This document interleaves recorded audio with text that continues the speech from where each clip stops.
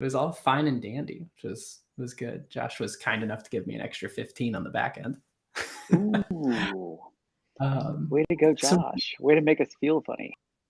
we are officially live. Hi, everyone. As you may know, Woo. I'm Will Albright. I am sitting down with the wonderful Doug Landis and, of course, my favorite, Amy Volas. A quick disclaimer, if you don't have plans tonight, you should be attending Thursday night sales because it is the number one sales community. And this is totally not sponsored. It is just purely out of my Purple Heart and love for Amy and what she's and Scott are doing for the sales community. I love that Purple Heart of yours. Thank you. Yeah, I tell you, Will, you've done an amazing job of branding that Purple Heart. It's pretty impressive.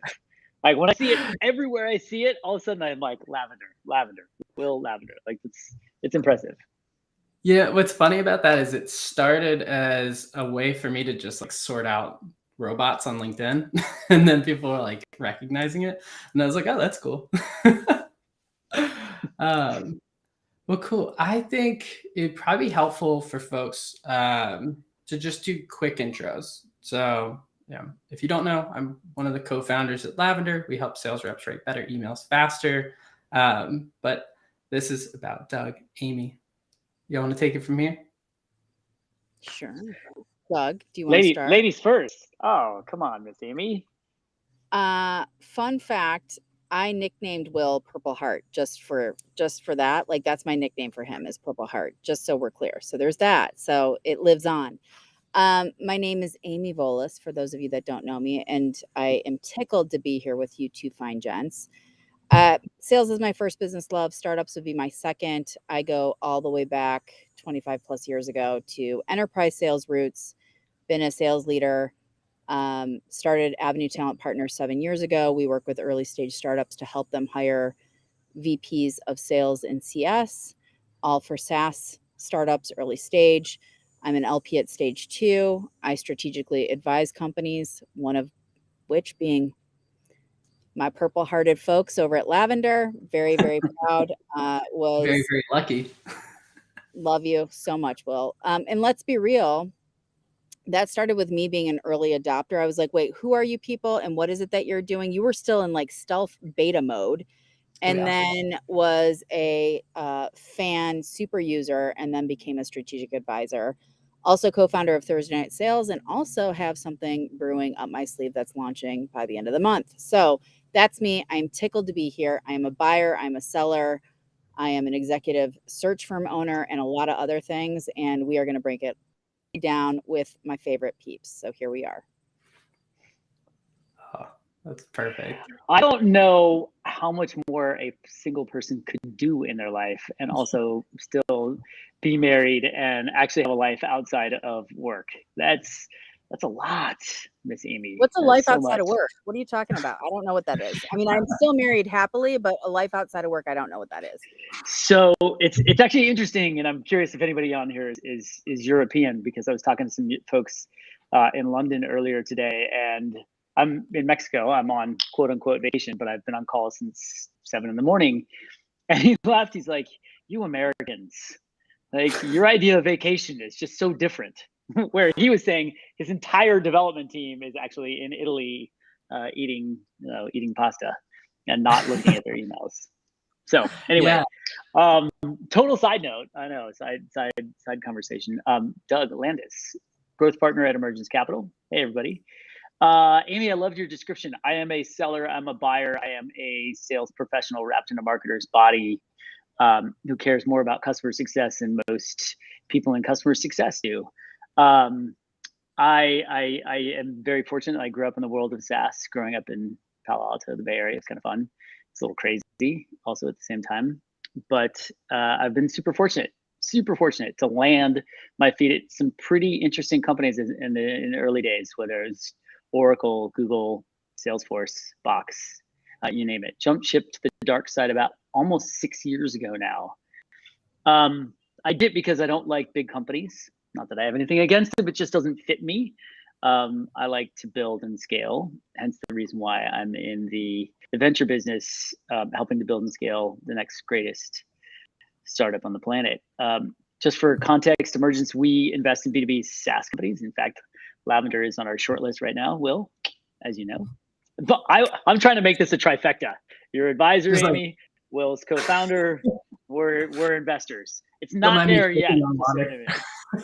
Yeah, right. Oh, whoops. I probably shouldn't have said that because I've just now let the cat out of the bag. Everybody else is going to hit you up. Faux pas number one.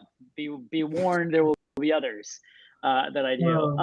We all we do is B2B SaaS. We do early A to B stage. We made a bet 16 years ago that all software was going to move to the cloud, and that was a pretty safe bet.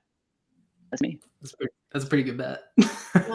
Outside of the trifecta, then there's like whatever the quadrant of the trifecta is, the fourth pillar is that, Will, when you get Emergence's money and then you have to hire a sales leader, you have to use me. So I'm just going to say this like, so what you're saying is this is a little incestuous. And to just like keep the love fest going, I think about when we brought on Josh, I almost said Amy and Josh, Josh and Dorothy. Yeah, I read every single page of your blog. I was like, let's talk about like, okay, let's get down into like the nitty gritty. How do I build a scorecard? Well, I'm not so sure about that. And then like we'd go back to another blog post. Like I was in, and I was like, and like as a byproduct, we've hired 2 amazing people. So you best believe. You know, God bless you, Will, because I can't tell you, Amy talks about the scorecard a lot. I have built one. It's out there. It's so amazing how many people don't use it. They fall right back, especially just as an FYI, especially when you go out and hire an agency, not ATP, but you go out and hire another agency. And I always ask, because I get pulled into all of go-to-market hiring, I get deeply involved in for our portfolio companies. And I'm always like, great, where's the scorecard? How are they stack ranking in all the areas? And everyone looks at me like, we're not using one. We're just going by our gut and intuition and 8,000 conversations. It's like really wild. Yeah, it's interesting. Like pre-Lavender, pre all this fun stuff, one of the things that I was super intrigued by was just like the lack of actual rigor when it came to hiring. I had this like pipe dream idea of like Gong, but for recruiting calls. And then I met my co-founder and he had this great vision and we went after it. But no, that's for real. So I had this idea for an interesting question to start the conversation. I was, feeding my like horrible LinkedIn scrolling habit on Friday at about 7 p.m. And Ashley Kelly, VP of Sales Development over at Rippling, posted a very interesting question that I would love to just like get y'all's intuition on. And the idea was very simple. If the SDR org had a seat at the C-suite, what would the title be for that individual?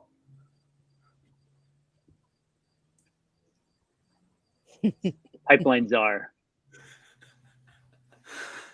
The pipeline czar. I like that. Pipeline is a popular answer.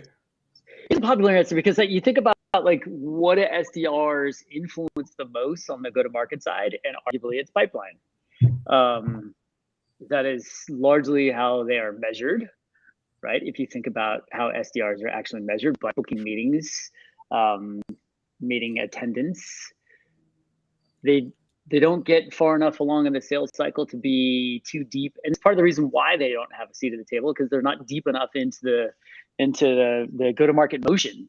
Like, SDRs they're not out, reaching out, trying to do, help with renewals or expansions, right? So they're so early in the process and the interaction with a prospect that it's hard to actually think of any other category that fits in besides pipeline. Which you bring up an interesting idea, which is like, could they be involved in expansion and those different tasks? But Amy, I'm curious what your answer is. Because I know you've always been an segment the sales process person.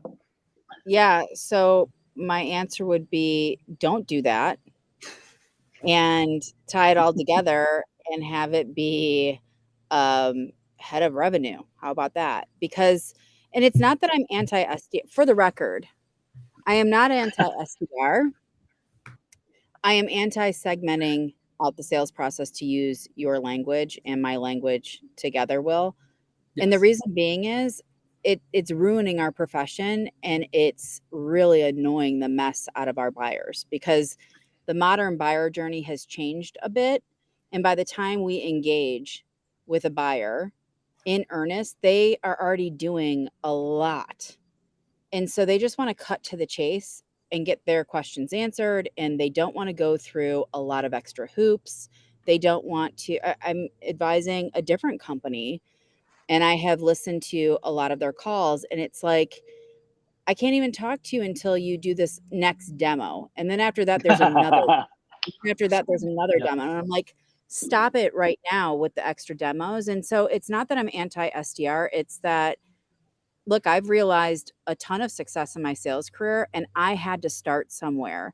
And everybody has to start somewhere. And if you can't open a conversation, how in the world can you close one, and vice versa?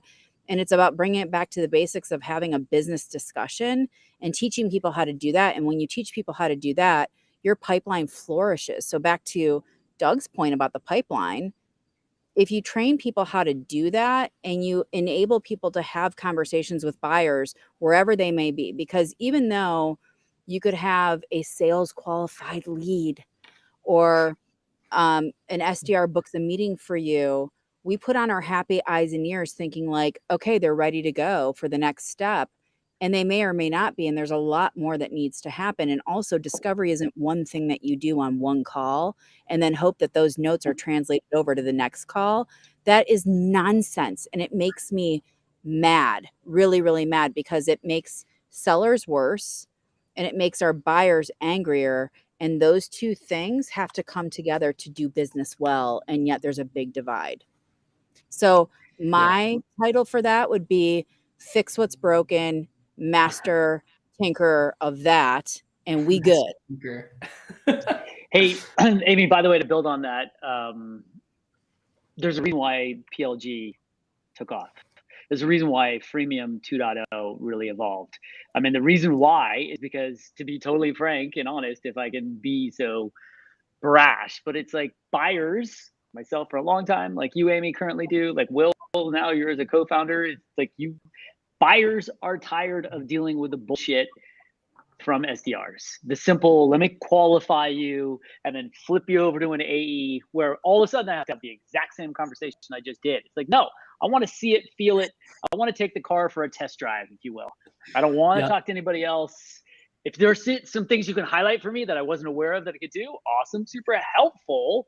But don't sit there and try and qualify me, because the truth is I've already qualified myself, which is why I'm even here in the first place. Yeah, Yes. It's funny. My new process with discovery calls is I'm like, here's everything that I know. What am I missing?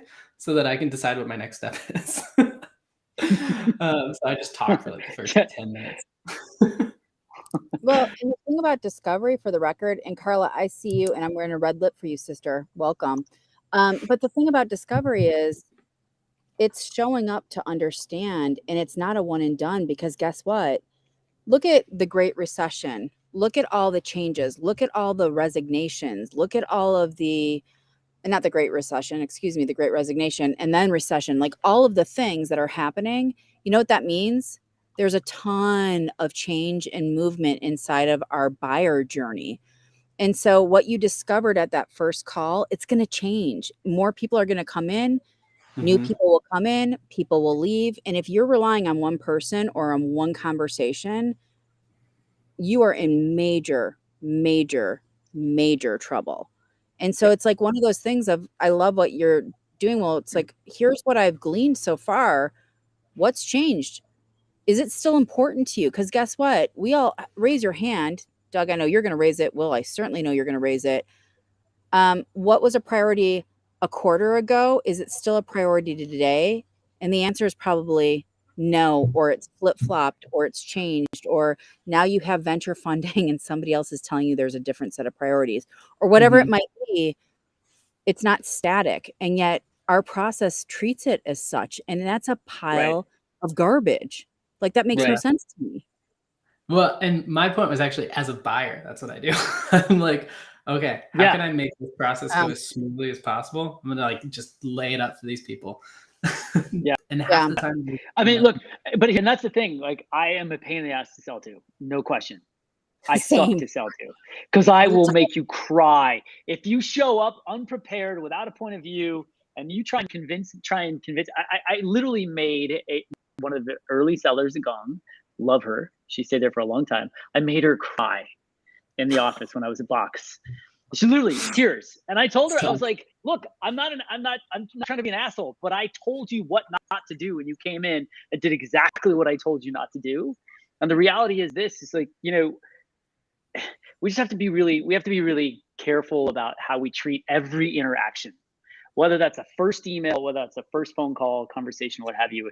And if you don't treat every interaction as if it could potentially be your last, then you don't give it the level of respect that it deserves. Yeah. And thinking on this process and like how it's set up to date, one of the things that I've noticed is, sort of swinging it back to the SDR and like the cold email specifically, is people are incentivized to do bad things. It's like, Yeah. what's the hack? What's the thing that I can do with the least amount of effort to be as efficient as possible? And it's wild because I think about like the state of my inbox, right? I can only imagine like Amy, yours having all the things that you have going on. Doug, you've got founders reaching out to you. You've got like vendors. I'm curious, like, how would y'all describe the state of what's coming in there? Well, I just BCC'd Doug yesterday on a series of emails that name dropped Doug to try to get time with me. And little did they know, Doug and I are texting behind the scenes, and I was like, not only are you not getting time with me, but I actually know Doug really well, and I know the context for this, and it's not good, and that's gonna be a hard pass for no. Like, Yeah. don't be name dropping, folks. If you screwed up with the person that you're name dropping, or you don't know them, or like, just don't do it without their permission, without their knowing. I mean, this just happened literally right before I got on Yesterday. this call. I glanced at that happened yesterday, but right before this call, I glanced at LinkedIn, and I've got an intro, and it's like, Amy, meet this person, meet Amy, I'll let you two connect. I've got no context. And all I said was, I'm a context gal. Why are we talking? And you know what it was is, I think you can help them with what? What? Like what? Like, what do you mean? What? Like, and I'm irritated, and I don't want to be irritated because I'm actually a nice person that likes to help, but 100%. I'm going from thing to thing to thing to thing to thing. And then you know what it ends up being is, can you help this person find a job? And the job that the person has is nothing at all what I do. And if you just took 1 second to confirm it, you wouldn't have wasted my time, their time, or your time, and now an awkward conversation. So like, that's the thing with cold emails, just take 2 extra seconds to not look like a jackass. Yeah, it's like Sam McKenna's "Show Me You Know Me," and then like one layer deeper would be like the "Show Me You Can Actually like perform cognitive function. You have a brain, and you can tie those things together."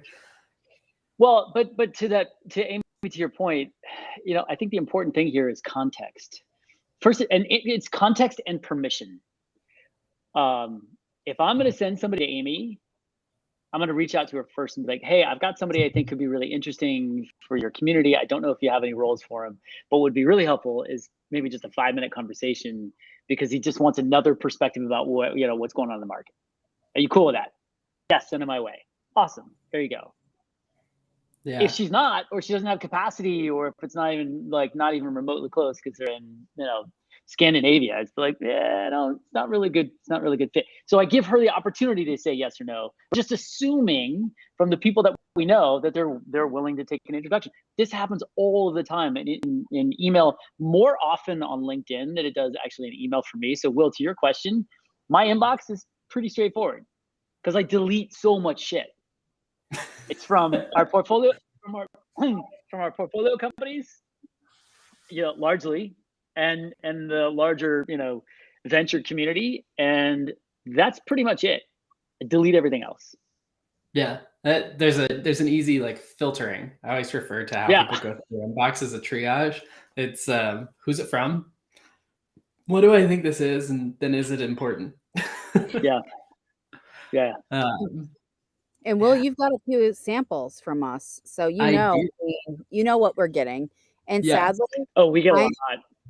I'm bombarded on LinkedIn so I have a drift chat on my website. I'm bombarded there. I'm bombarded on LinkedIn. I'm bombarded on Twitter DM.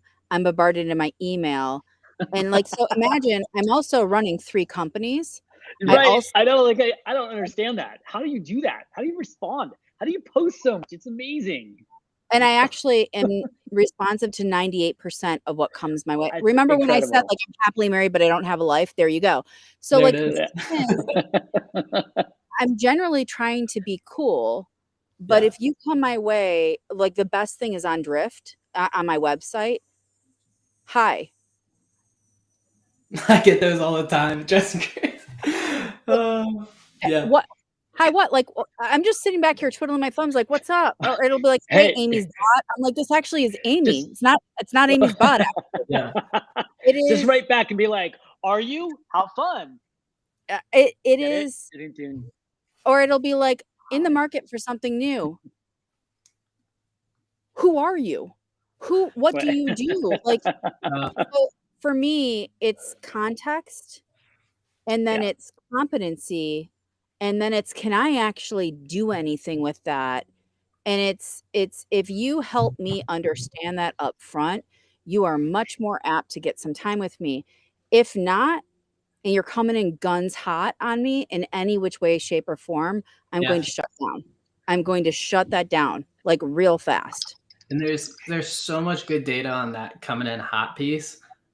Usually the way it comes across is either a confident or really an informative tone, where someone's just talking at you. They're trying to inform you of something.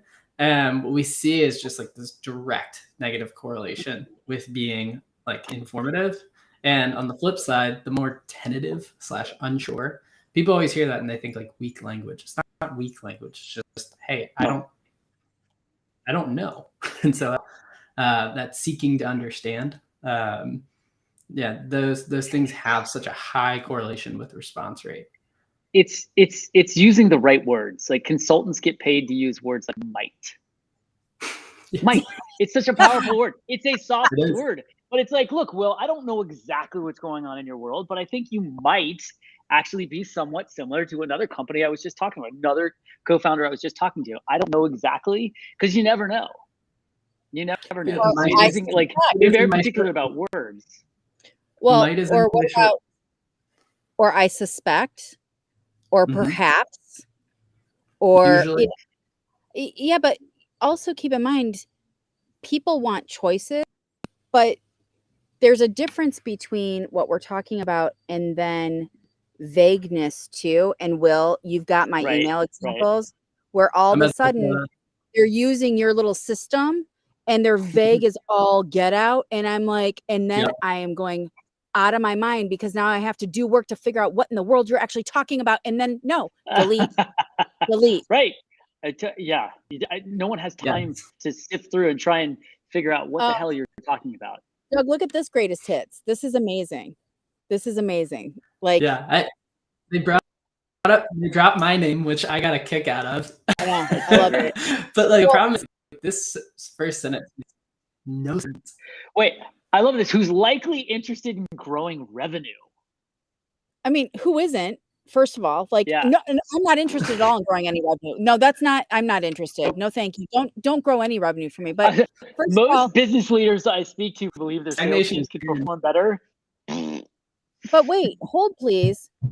That first part of the sentence, saw your comment on Will Allred's LinkedIn post. First of all, what was my comment and what was his post? Do you know how many comments? First of all, Will is reading LinkedIn like Twitter. There are a million posts that Will does now. I don't even know what Will's posting anymore. I can't keep up. But it's wait a second.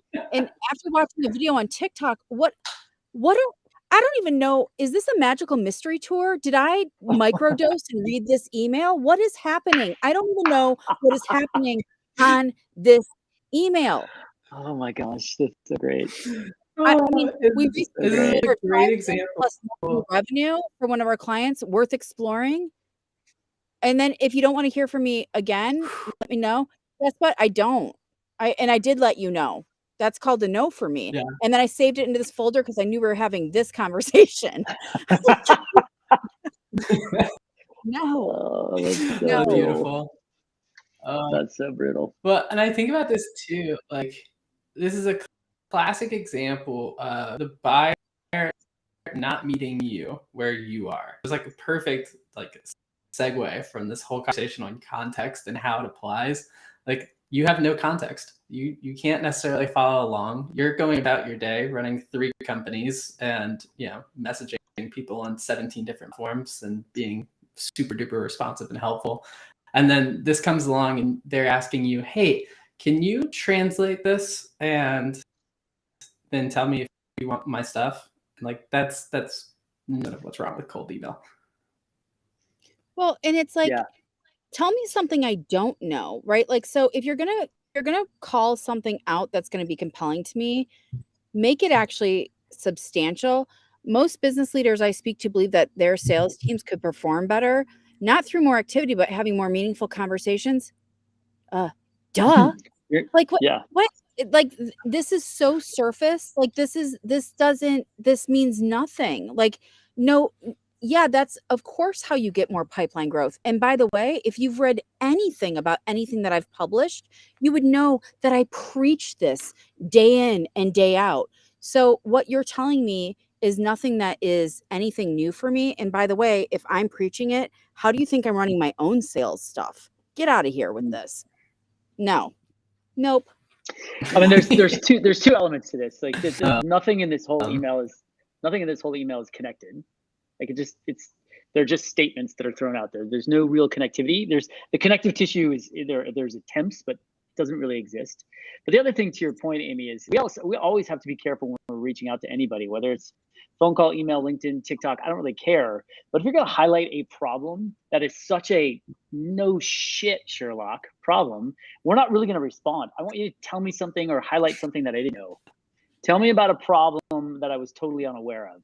Like, yeah, okay, we all want to grow revenue. Duh. Okay, do I want more for my sales team? Sure. Meaningful conversations? Okay, where are you going with this? Tell me something right there about a meaningful conversation that was super interesting that I never considered. It's one of the things, Will, that you do remarkably well with your posts is you highlight insights that most of the time I read your posts, I'm like, oh shit, that's actually smart. That makes a lot of sense. I didn't realize that. And a lot of the stuff you're talking about is stuff that we've all been thinking about for a long time, but you've got all this data to back it up. You've got these examples, you've got all this insight, and that's what you're sharing, and it makes people want to engage. Or if you're being obvious like this, quantify or qualify what it means. So meaningful conversations, what does that actually mean? And then enlighten me, right? But don't just tell me the statement with no meat on the bone. This does not connect at all. Like this just, and if I have to try to figure out how it does, I'm not spending time here. Well, so that's the issue right there. Just remember, just think about the people that you're reaching out to are so busy.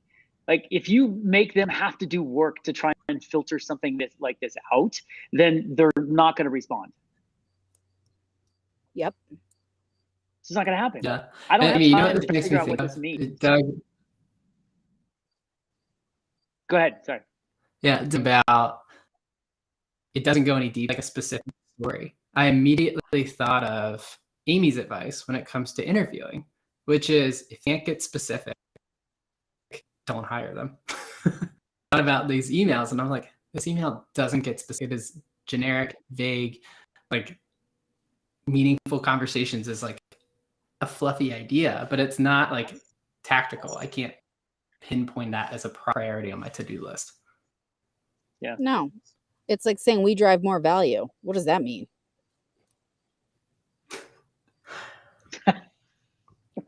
It's my favorite piece of sales advice. Just add value. Just be valuable. Okay, we've obliterated this email. If you be valuable. Okay, Doug, we've got your email that you sent in. I just love that they called you Douglas. All right, not the best. What? My mother calls me that when she's pissed off. Who else calls you that, Doug?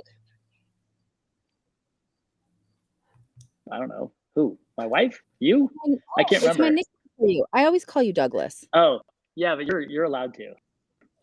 I know. You got permission. Yes. All right. I automatically shut down. I can't read this.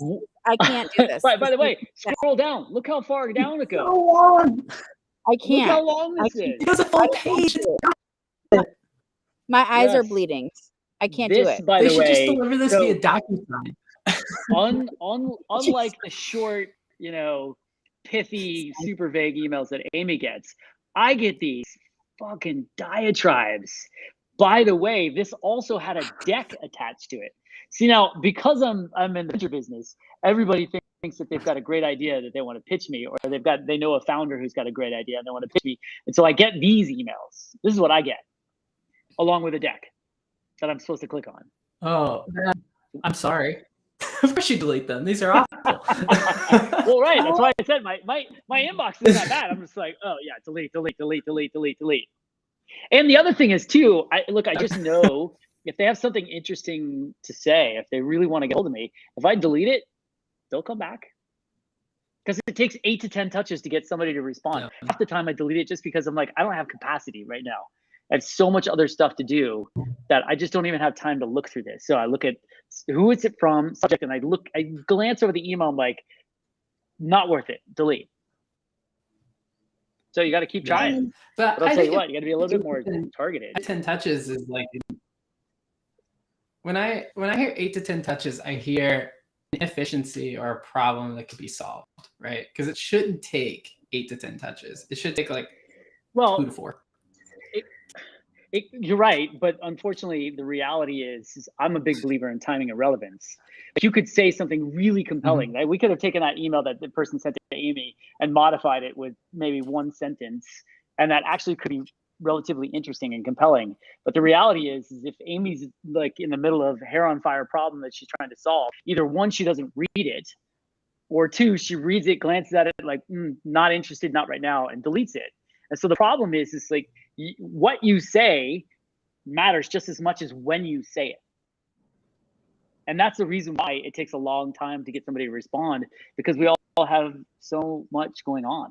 And our priorities, to Amy, your point in the beginning, are always shifting. I don't even know what to say about this email. I'm looking at this email, and the thing that I'll say about this email is, if there's a deck and a mission statement, the first thing that I think about is, so what?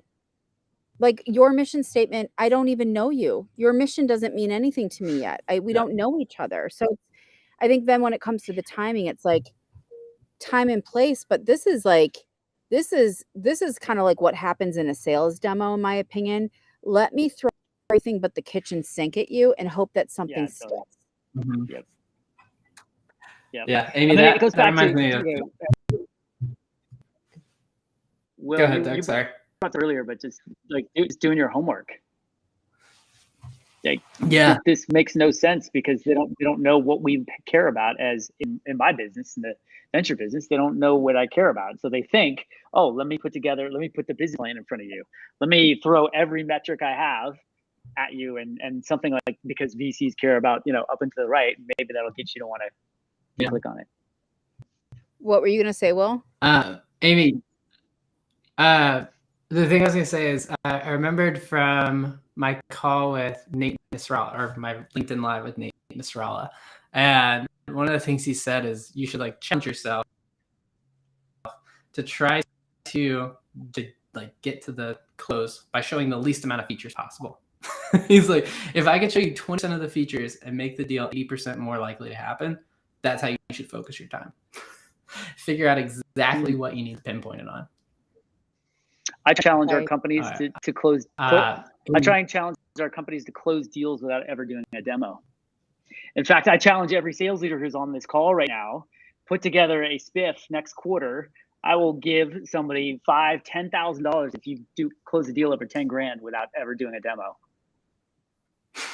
You don't need to do a demo. You shouldn't have to do a demo to get a deal done. I feel like we could cheat, Doug. Product led growth companies out there. I got this.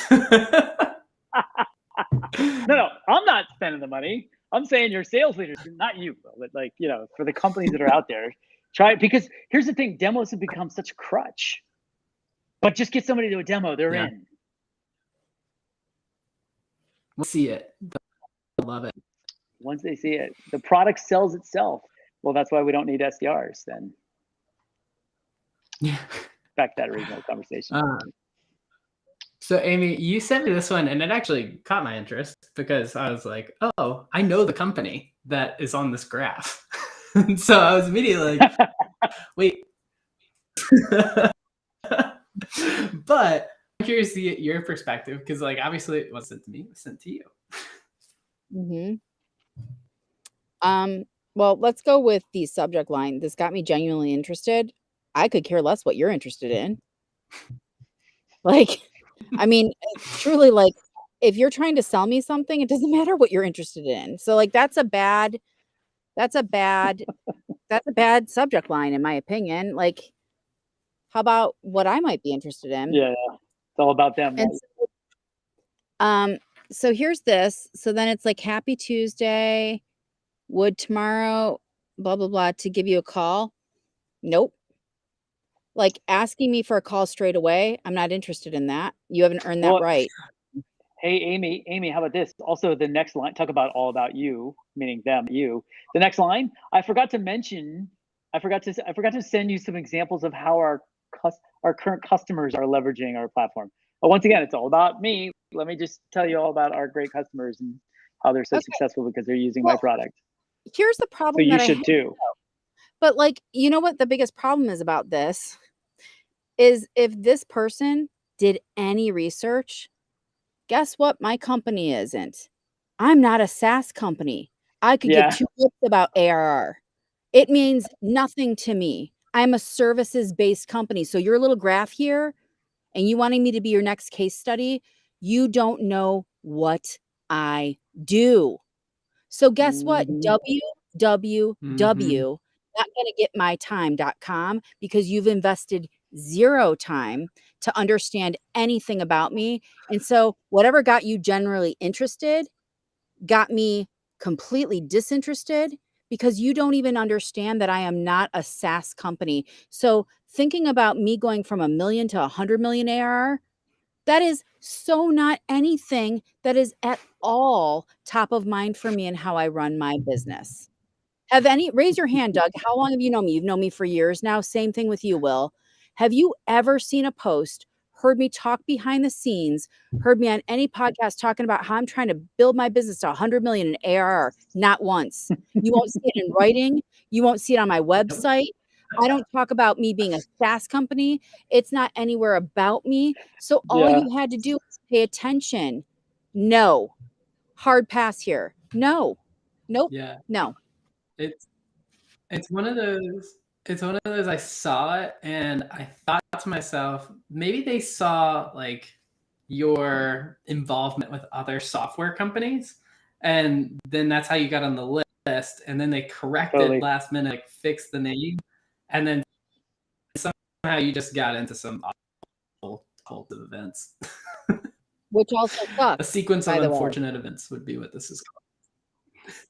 Yeah, which is also which also is, by the way, if you know who this company is, which you know who they are, and I know who this company is, and you see this, not a good look, folks. It's a big, small world. This is what I mean by that. Yep. I love it. By the way, Amy, this is an example of the emails that I get on a daily basis. I get this stuff all the time because they're like, oh, you're in growth, so you're in sales. I'm like, I'm in venture capital. We don't have a sales team. I don't need leads.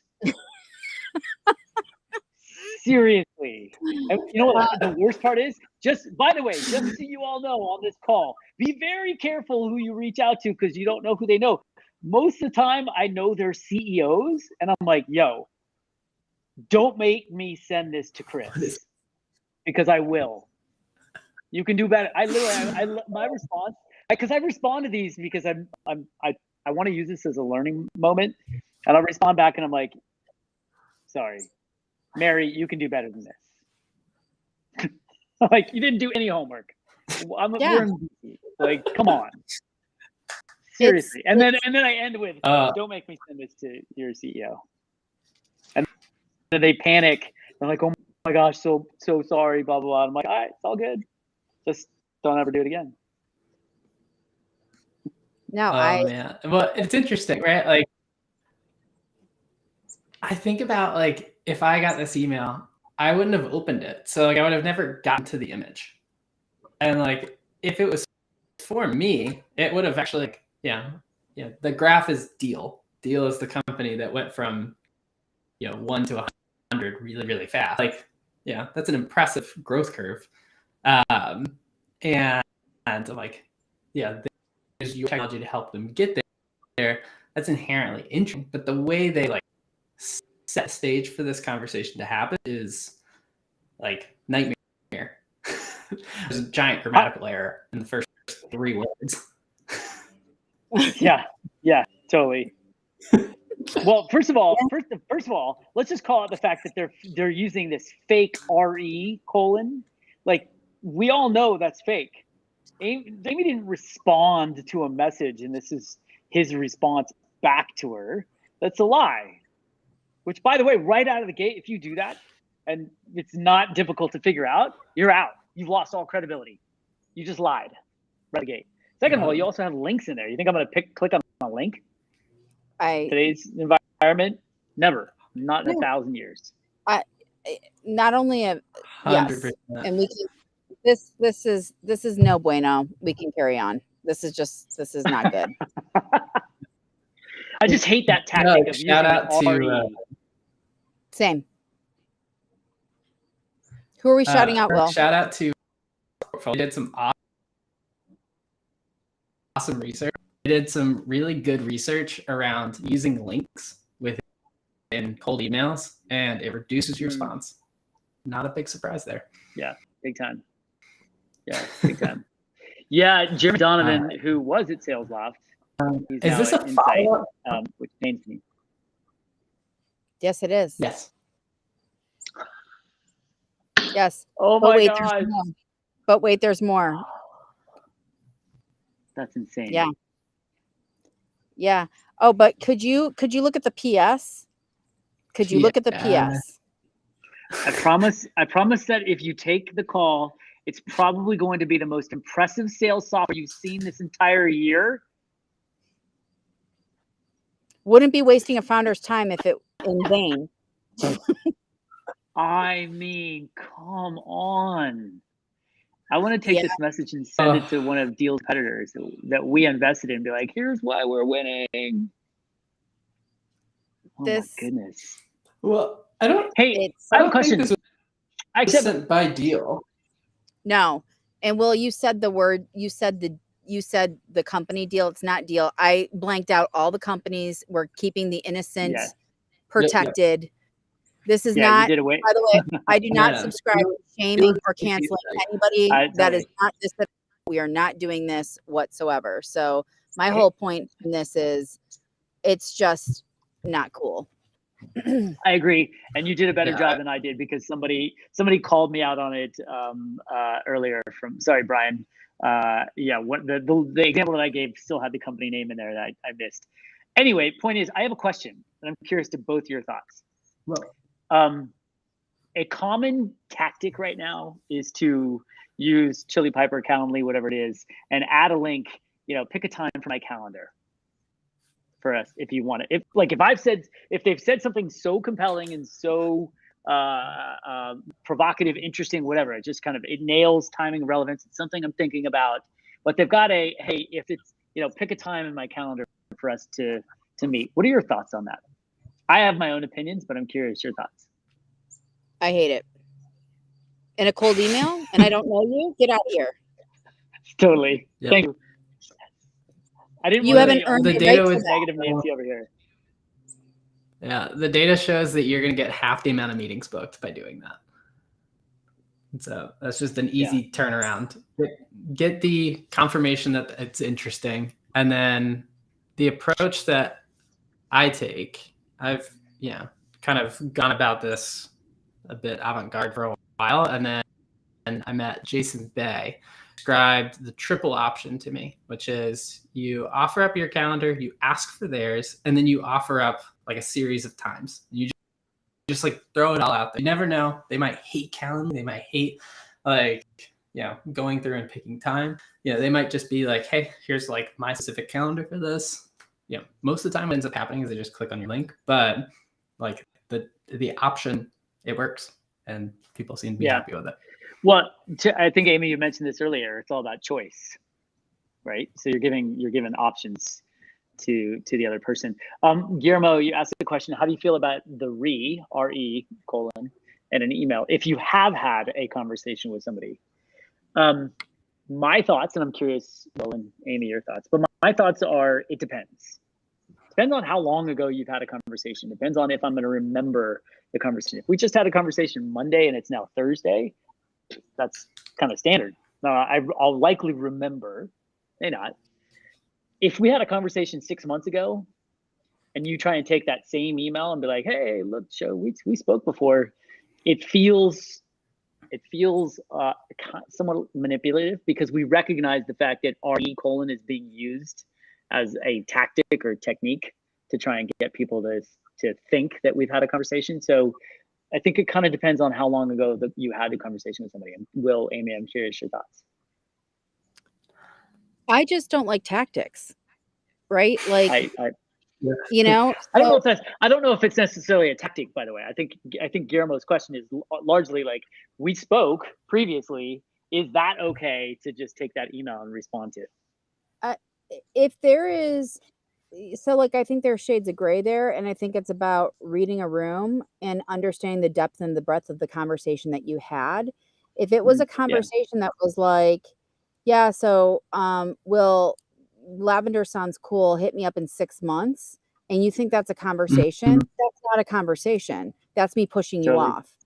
If it's that we spent 3 hours together and we had really big conversations and our timing was off, and the last email that we exchanged was an outline of where we left off and findings, and you respond to me and you say, yeah, that sounds about right, and I look forward to talking to you in 6 months, I would do a re on that just to be like, hey, making it easy for us to remember what we talked about.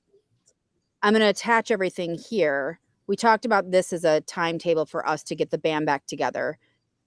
Do we want to do that? Has anything changed? Right? And now watch how I'm giving somebody a choice. So I'm not coming in being like, here's my calendar link, drop it like it's hot. I'll see you on my, like, no, it's like, so I think it's about giving people choices. I think it's about reading a room, and I think it's about understanding the depth and the breadth of that discussion that you had. But if it's a push off, that's not a conversation, folks. As a buyer, which I am, if I'm like, and I will say to people, I don't have capacity, let's back burner this and figure out if it makes sense in the future. That's actually not a conversation. That's me saying no, thank you. Yeah, it's a soft way of saying it. So the RE, my like theme of how I think about doing this is, instead of RE, I start with my company name. So like if we've actually had a conversation in the past, what I do is I use my company name at the front end of the subject line, because I know people like Doug are triaging through their, and they're like, do I know this individual on the other end? I see the company name that I remember, and then immediately it gets pre-filtered good pile, not the delete pile. Or at least I hope. I'm not an RE person, but another question we got is the cold Calendly link for recruiting? Amy, I'm curious thoughts there. So is this from Madison? Thoughts on a cold Calendly link and an outreach to candidate when recruiting? So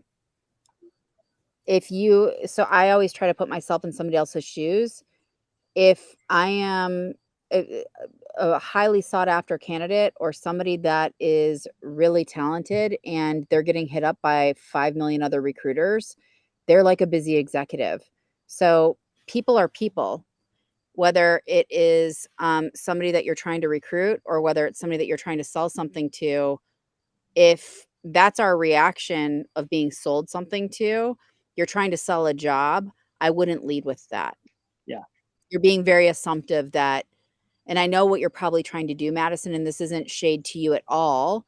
I get it. You're trying to create efficiency of like, hey, if you want to talk about this role, here's a calendar link and like find a time with me. But you're not giving them a compelling reason to find a time besides pitching a job and hoping that it sticks. And I'm saying you in general. I'm not coming at you, Madison. But I'm just answering the question. So I think it's that same thing of, are you connecting the dots to have them compelled to want to learn more, to then give them a choice to find a time? And even then, when I have that, I give people choices of, do you have a link? I can use it. I've got a link. Would that be easier for you to use? Or do we want to kick it old school and I can provide options? What would be most helpful for you? Choices. People like to have them. Yeah. Remember who's got the control, right? Yeah. And I think about like recruiting too. Like one of the simplest questions is just like, are you even open to considering opportunity right now? Yeah. You're using one of my phrases that I just was talking about on 30 Seconds to President's Club, but specifically that, are you open to? Is so powerful in communicating, because so often we ask for things. Like we make assumptions when we send them a Calendly link or something like a link to a calendar. We use very difficult and challenging language when we say, can you, will you, when it's like, can I ask, will you connect me? Can we meet for 5 minutes? It's so easy for us on the receiving end of that to say no. In many cases, delete. But are you open to? Are you open to the conversation? Are you open to connecting me with Will? Are you open to, it's just, all you're doing is like, do I have a chance here? Well, it's choices. Yeah, I'm right? curious. Y'all open to. And by the way, just I think of the. Sorry, I got a little lag on my inside. I keep interrupting. We all do. We all been talking over each other. This is awesome and not awkward at all. Not at all. Oh, really lag there. So I was gonna add the idea from like Chris Voss of changing the "Are you open to? Are you opposed to?" I'm curious how y'all feel about that, because whenever I see it, I immediately feel like somebody's using it on me, but I don't know if like I'm just a dork and I geek out on these little like language groups. Are you opposed to feels tactical. Like it feels like, honestly, remember what Chris used to do. He was a hostage negotiator, right? So he, in any way, shape, or form, was trying to get some sort of motion in the conversation. So he's going to use different tactics. Are you opposed to is basically saying, I'm just trying to get some sort of yes or movement. Because look, remember in the old school days of sales training, it was like, trying to get a yes. Everything's all about getting a yes. Getting a no is terrible. Get to yes. I think there's even books about there, like getting to yes. So it's, to me, it just feels like a tactic. But everything just needs context. I mean, I feel like we've been around for so long, Doug, that we can smell that stuff a mile away. Because like, look, I'm a criminal justice major. I wanted to be James Bond when I grew up, and I'm here for Chris Voss's stuff. Like, I think it's incredibly fascinating. But again, it's that time and the place. And so like, mirroring, for example, if you do that to me and I know what that is, it's going to feel very artificial if you're like, timing? Like what? Like, don't, I just, it's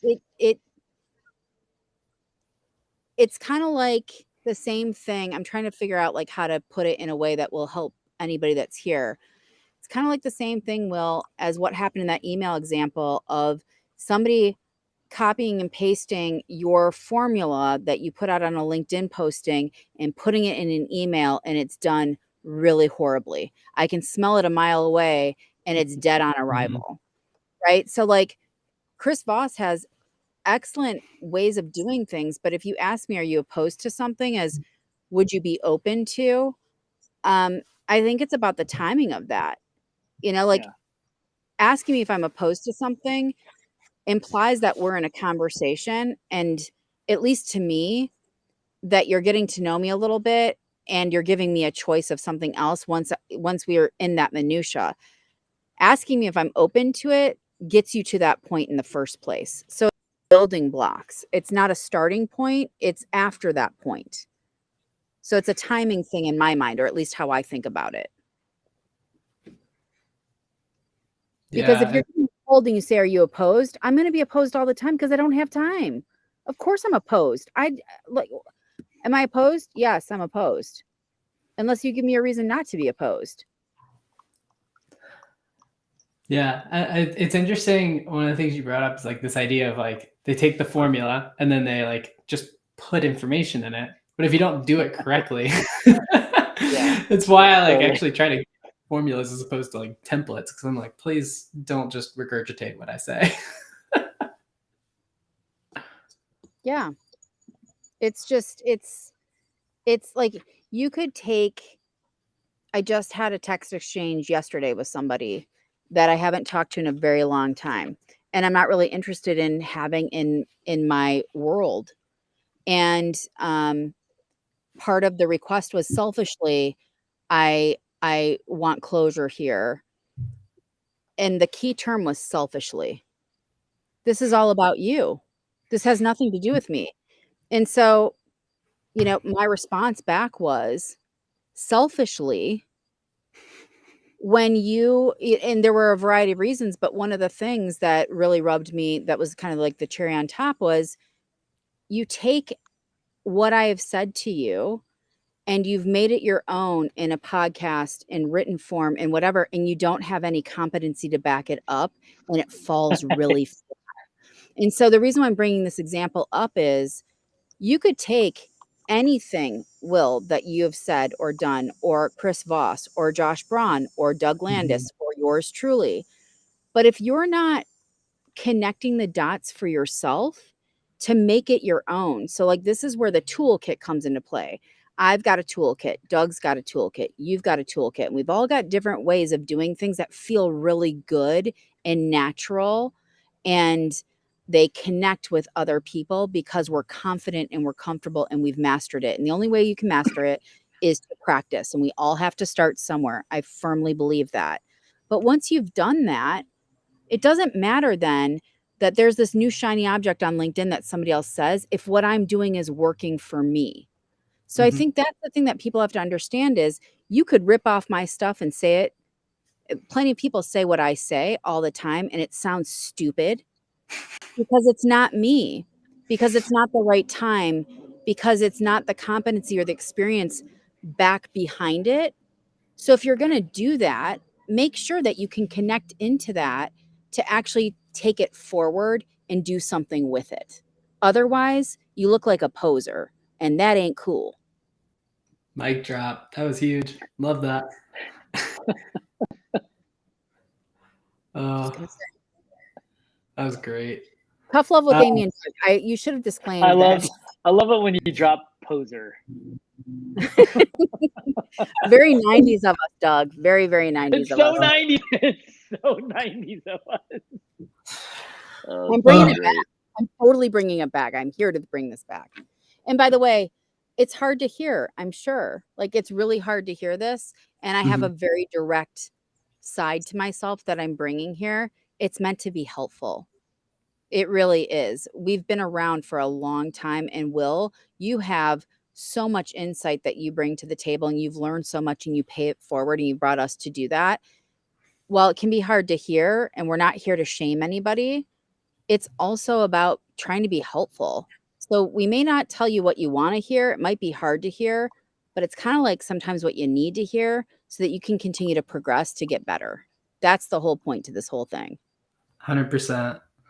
And thank you both for coming on and spending an hour with us. You know, this was fun, and I think folks got like a really good perspective from the people on the other end, which is half the battle. I feel like folks just kind of live in their own little sales process, and they don't see what happens on the other side.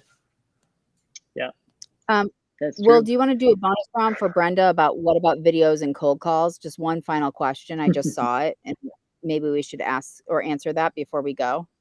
Yeah, I assume Brenda means cold emails, because I don't know how you're going to send a video mid-call to somebody, unless you're just FaceTiming, which would be a little wild. Don't do that. Don't do the cold FaceTime. Don't do it. Don't do it. Oh, man, that'd be wild. Don't do it. Don't do it. Don't do FaceTime. Weird.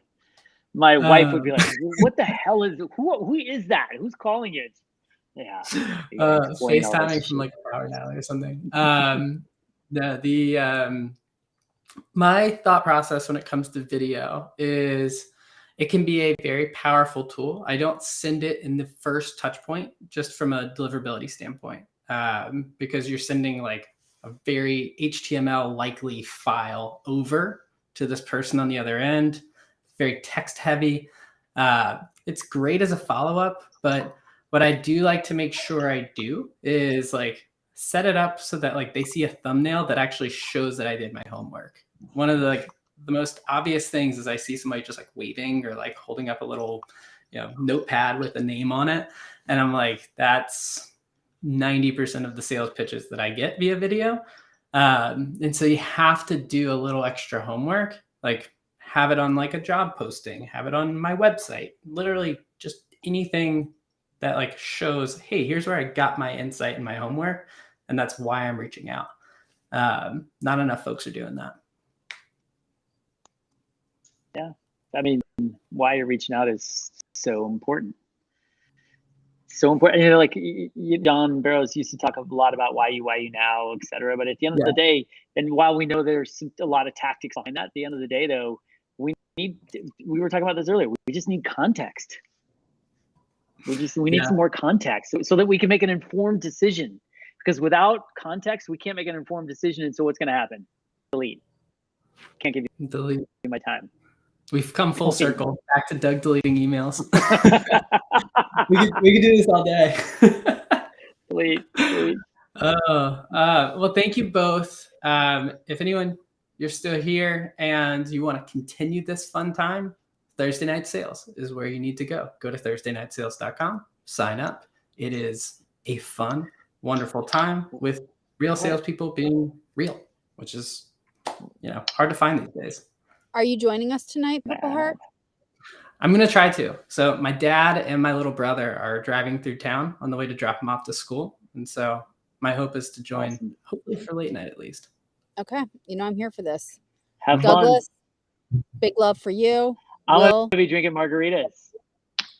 Yes. Some live music. Well, because I'm in Mexico. That's what you do. And you had that green drink to get you all healthy. Yeah, yeah, exactly. Gotta put the good stuff in before you put the bad stuff. Yeah. Thank you. We'll just leave that one alone. I hope this was helpful for anybody that joined us. I'm going to take it back to some gratitude. Thanks, everybody. Doug, Will, I'll see you later. Thanks to everybody. This is awesome. Thanks, friends. Amy.